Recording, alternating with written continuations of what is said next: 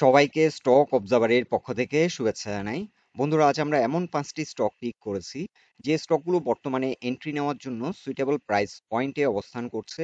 আর এই স্টকগুলো হলো Magna life, paper processing, Pacific denims, Evince textile এবং বিডি থাই। আলোচনাটি শেষ পর্যন্ত শুনতে থাকুন। আলোচনাটি শুরুতেই সবাইকে রিকোয়েস্ট করব, ডিসক্লেমার অংশটি আপনারা ভালো করে পড়ে নেবেন। পুঁজিবাজার ঝুঁকিপূর্ণ। আপনার কোনো পার্সোনাল বাই এবং সেলের কারণে আপনি যদি ক্ষতিগ্রস্ত হয়ে থাকেন, সে দায় স্টক অবজার্ভার বহন করবে না। শুরুতেই দেখে নিচ্ছি ডে চার্টে ম্যাগনা লাইফ এই স্টকটির অবস্থান। এই স্টকটি রিসেন্টলি হাই পয়েন্ট রিচ করেছিল 137 প্রায়, এবং এখান থেকে কিন্তু একটা সিগনিফিক্যান্ট কারেকশন হয়ে বর্তমানে এটি সাপোর্ট নিচ্ছে 68.5, এই জোনটিতে এসে সাপোর্ট নিচ্ছে, এবং এই এখন বর্তমানে যে প্রাইস পয়েন্ট অবস্থান করছে এটি এন্ট্রি নেওয়ার জন্য একটি সুইটেবল প্রাইস পয়েন্ট।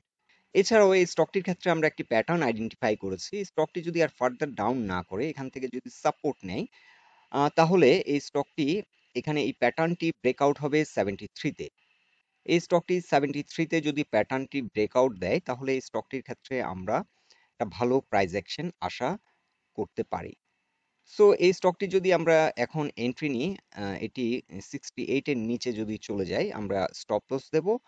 আর এখানে এটি যদি প্যাটার্ন ব্রেকআউট দেয়, তাহলে আমরা আমাদের ফার্স্ট টার্গেট সেট করব 85। যাত্রাপথে এখানে কিছু রেজিস্ট্যান্স ফেস করবে 75 এ, কিছুটা সেল প্রেশার ফেস করবে, এবং 79 এ এসে আবারও কিছুটা সেল প্রেশার ফেস করবে। আর আমরা যদি ভলিউম বিবেচনা করি, বর্তমানে এটি যেহেতু কারেকশন মোডে রয়েছে, এখানে কিন্তু আমরা লক্ষ্য করছি সেল প্রেশার অনেকটা কমে গেছে। সো সেলার সাইড কিন্তু অনেকটা উইক। তবে বর্তমানে যে ভলিউমে ট্রেড হচ্ছে, এখানে আরো কয়েকদিন হয়তো সাইডওয়ে করবে। এখানে যে গ্যাপটি আছে এটি হয়তো ফিল করে এখান থেকে হয়তো কোনো একটা পয়েন্টে ব্রেকআউট দেওয়ার সম্ভাবনা রয়েছে।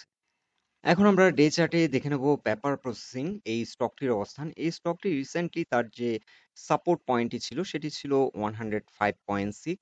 এই সাপোর্টটিকে কিন্তু রেসপেক্ট করেনি, এটি অনেকটা নিচে নেমে যায়, এবং ফিবোনাচি রিট্রেসমেন্ট চার্টে আমরা দেখতে পাচ্ছি প্রায় 78% এর কাছাকাছি চলে আসে, এবং এখান থেকে রিজেক্ট হয়ে এই স্টকটি ফাইনালি আজকে দিন শেষে কিন্তু তার যে সাপোর্ট লাইন ছিল প্রিভিয়াস, সেই সাপোর্ট লাইনটির মধ্যে ইন করতে সক্ষম হয়। দিন শেষে স্টকটি ক্লোজ হয়েছে 206 টাকা 60 পয়সায়। সো এই স্টকটিতে যদি আমরা এখন এন্ট্রি নিই, তাহলে এই স্টকটি আমরা স্টপ লস সেট করব। এটি 202 টাকার নিচে যদি চলে যায়, তাহলে আমরা স্টপ লস দিতে পারি। আর স্টকটি যদি এই সাপোর্ট পয়েন্ট যেটি আমরা মেনশন করেছি, এটি আসলে রেসিস্ট্যান্স হিসেবে অ্যাক্ট করছিল। এখন যেহেতু এটি ব্রেকআউট হয়ে আবার উপরে উঠে গেছে, সো এখন আমরা 205 এটার ফার্স্ট সাপোর্ট আমরা, সরি, 205 টাকা 70 পয়সা, এটি এই স্টকটির জন্য ফার্স্ট সাপোর্ট আমরা ধরে নিচ্ছি। এক্স্যাক্টলি আমরা এই ক্যান্ডেলের বডি বরাবর আমরা অ্যাডজাস্ট করে নিচ্ছি 205 টাকা 10 পয়সা এই স্টকটির জন্য এখন সাপোর্ট। আর এই স্টকটিতে আমরা যদি এখন এন্ট্রি নিই, আমাদের ফার্স্ট টার্গেট হতে পারে 216 টাকা। 216 টাকা 40 পয়সা এসে একটি রেসিস্ট্যান্স ফেস করবে, এবং এই স্টকটির ক্ষেত্রেও আমরা একটি প্যাটার্ন ড্র করেছি, সেটি হচ্ছে একটা ট্রায়াঙ্গুলার প্যাটার্ন। এই স্টকটির ক্ষেত্রেও আমরা আইডেন্টিফাই করেছি, এবং এই প্যাটার্ন যেটি আমরা এই যে ট্রেন লাইনটি আমরা ড্র করেছি এই প্যাটার্নের, এই ট্রেন লাইন বরাবর এই স্টকটি এখন রেজিস্ট্যান্স ফেস করবে, এবং এই স্টকটি এখানে ব্রেকআউট হবে 218 কিংবা 216 এই জোনটিতে কিন্তু এসে কোনো একটা পয়েন্টে এসে এখানে এটি একটা প্যাটার্ন ব্রেকআউট ঘটবে। সো আপাতত আমরা এই স্টকটির ক্ষেত্রে যদি এন্ট্রি নিই, আমাদেরকে লক্ষ্য রাখতে হবে এটি যদি 202 টাকার নিচে চলে যায়, তাহলে আমরা স্টপ লস দেব। আর আমরা চাইলে এই স্টকটি এখানে হয়তো কিছুটা আপ ডাউন করতে পারে, এখানে আমরা হোল্ড করতে পারি এখন এন্ট্রি নিয়ে। ফার্স্ট টার্গেট 216, এবং এটি যদি প্যাটার্ন ব্রেকআউট দেয়, আমরা পরবর্তীতে আপনাদেরকে আবারও একটি আপডেট দেব। এখন আমরা ডে চার্টে দেখে নিচ্ছি প্যাসিফিক ডেনিমস লিমিটেড এই স্টকটির অবস্থান। এই স্টকটি রিসেন্টলি একটা হিউজ ইম্পালসিভ মুভ আমরা লক্ষ্য করছি। 15 টাকা 50 পয়সা পর্যন্ত রিচ করে, এবং এখান থেকে কিন্তু কারেকশনে পড়ে যায়। সো এই স্টকটি এখন অলমোস্ট 61% এর কাছাকাছি কারেকশন দিয়েছিল। কারেকশন দিয়ে এখান থেকে রিজেক্ট হয়ে এখন কিন্তু 50% এর সাইকেলটির কিছুটা উপর অবস্থান করছে। আজকে দিন শেষে 12 টাকা 90 পয়সা এই স্টকটি 12 টাকা 90 পয়সায় ক্লোজ হয়।